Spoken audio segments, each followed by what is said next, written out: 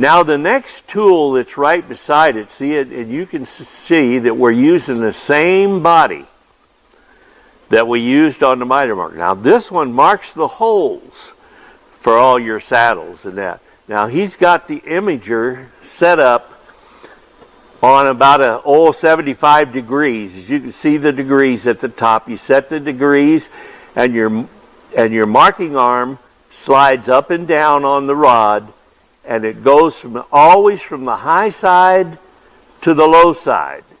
In other words, pick it up to the high side and let it fall, and it'll mark. Really, don't try and go uphill because it won't do it.